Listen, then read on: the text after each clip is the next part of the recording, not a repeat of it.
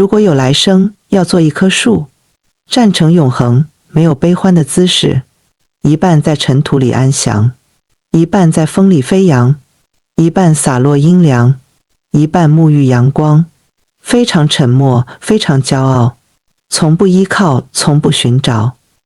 三毛，如果有来生。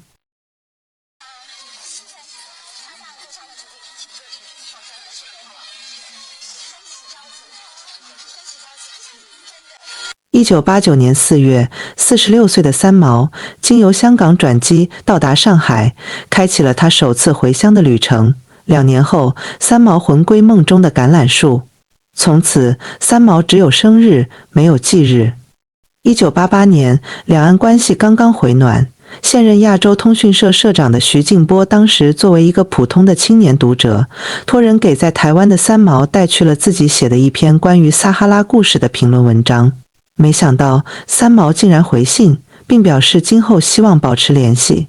一般今后这样的词语就意味着没有今后了。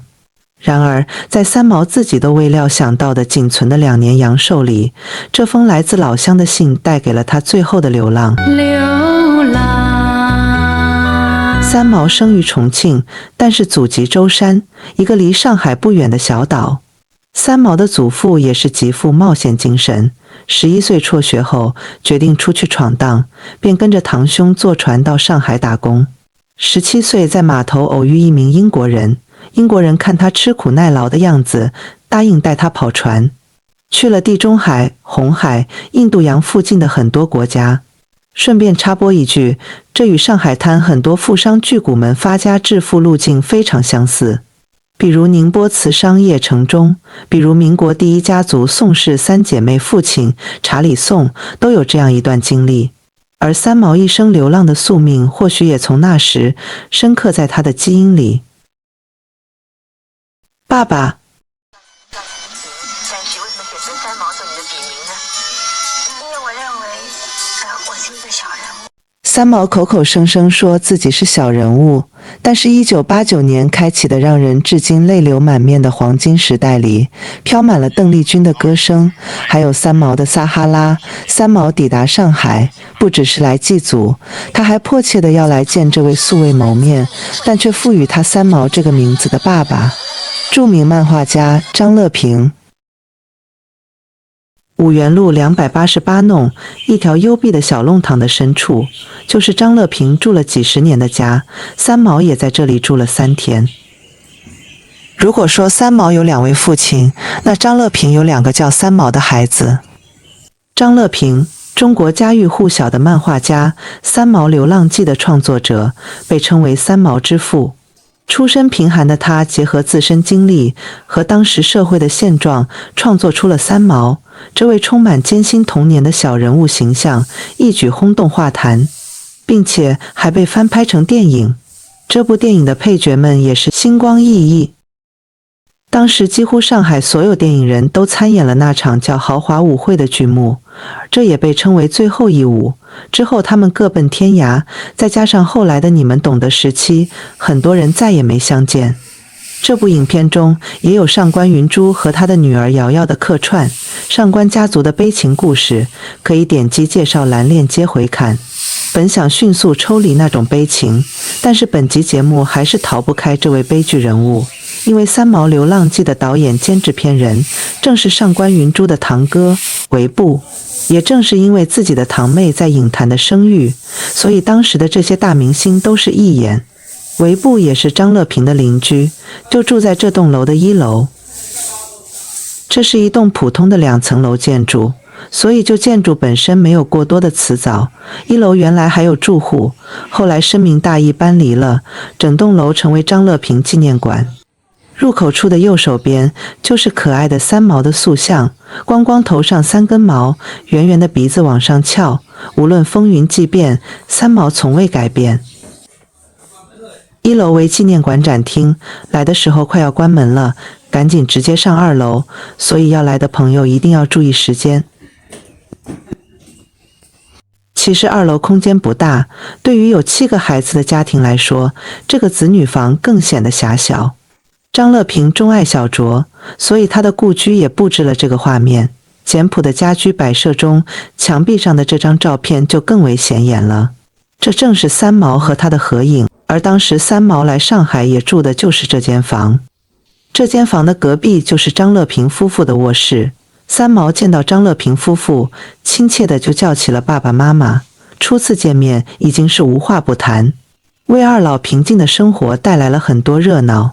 三毛说，在加那利群岛时，因为荷西失业，生活困难，一天只吃一顿成了习惯，这也为难了生活规律的二老。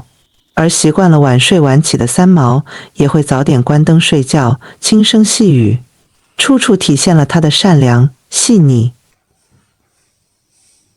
分手那天，三毛在车里与二老隔窗相望，眼泪纵横。张乐平在我的女儿三毛一文中的结尾说，希望三毛再来。然而这竟成永别。这扇门背后藏着一个秘密，据说上官云珠女儿瑶瑶儿时和张乐平女儿在这里玩耍，那里有一扇窗可以看到张春桥在院子里踱步深思的画面。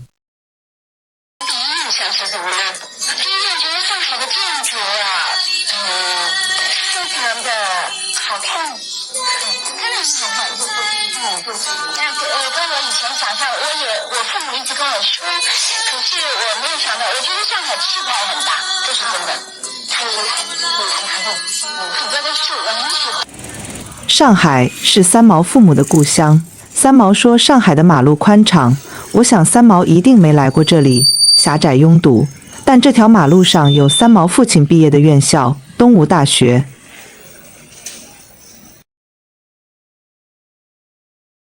里面这幢白色的房子就是东吴大学校舍，幸好它被保留了。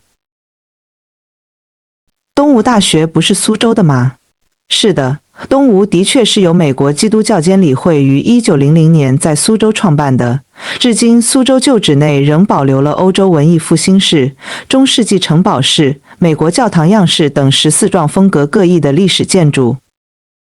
其中这幢钟楼 Allen Hall 是纪念东吴大学创始人之一，美国传教士林乐之 Young J. Allen。1868年，在上海传道8年的林乐之创办《万国公报》，成为中国发行最久、影响最大的杂志。李鸿章、张之洞、日本天皇孙中山都订阅这份杂志。马克思和《资本论》也是通过这份杂志最先传播到中国。就在东吴大学对面有一座教堂，叫景灵堂，1924年为纪念林乐之而建的教堂。景灵堂是上海所有教堂中与民国命运最为相关的教堂。宋氏家族全部为景灵堂教友，宋耀儒更是监理会最早期传教士，后义务成为景灵堂牧师。蒋介石和宋美龄婚后接受洗礼，也列入景灵堂名册。林乐之的功勋不仅在于创办《万国公报》，更是因为他创办了一所可以媲美世界顶级大学的学堂——中西书院。而中西书院就是东吴大学法学院前身，也是宋氏三姐妹母校中西女校的前身。中西书院之后被并入苏州基督教监理会下设的书院，正式变为东吴大学。而法学院只在上海设立，苏州东吴只有文学和医学，所以东吴大学有苏州和上海2座院校。49年后，东吴迁至台湾，而留在这边的东吴被并入其他院校，从此东吴的名字就消失在江南的烟雨中，直到82年才改为苏州大学。东吴大学为什么会只在上海设立法学院？作为曾经的美租界，培植一批美国式的中国法律学生，对上海的美籍律师事务所、美国工商业及会审公廨都有利益，因为这些机构需要吸收美国化的中国大学生充当议员及帮办。以上这个解释我就不解释了，接下来我将引用上海市历史学会会长熊月志的说法。中国本土律师到民国后才有了职业资格。民国成立前40几年的时间里，上海已经有了相当规模的诉讼。那时无论是什么样的诉讼，哪怕原被告双方都是中国人，也是请的外国律师。在法租界的法庭上用的是法文，在公共租界法庭用的是英文。简单来说，就是全球化的时代需要诞生全球化视野的法学院。中国不能没有法学人才，这时东吴法学院应运而生。1946年5月3日，远东国际军事法庭在东京正式开庭，历史上也称为东京审判。这一段为倪征玉诘问清华元凶版元征四郎片段。毕业于东吴大学的倪老应邀担任东京远东国际军事法庭中国检察处的首席顾问，他和中国检察处的成员四处寻找重要证人，并设法进入到已被封闭的日本前陆军省旧档案库查找罪证。17名中国团成员里，有10位就来自于东吴。2020年，那场审判的最后一位见证者高文彬逝世。曾经他的师兄弟们、同窗们日后的命运只有4个字：唯有一哭。此处省略100万字。在他们耄耋之年，忍受贫穷和疾病的情况下，他们审定了元照英美法词典。他们的稿费不过几百元，而他们全部要求不署名。这张三毛的全家福里，还可以依稀辨清他父亲儒雅外表下继承的东吴的校训：养天地正气，法古今完人。1937年，有一批中英庚款的留学生在淞沪会战前2天，踏上了最后一班开往欧洲的船。登船时，他们看着停在黄浦江岸边的日本军舰，远处是隆隆的炮声，哭着告别祖国，发誓学成报效。这就是高晓松的外公外婆的经历。当年留下的东吴法学泰斗不在少数，他们也是这样明智的吧？上海对于三毛父母来说是故乡，故乡又何尝不是他乡？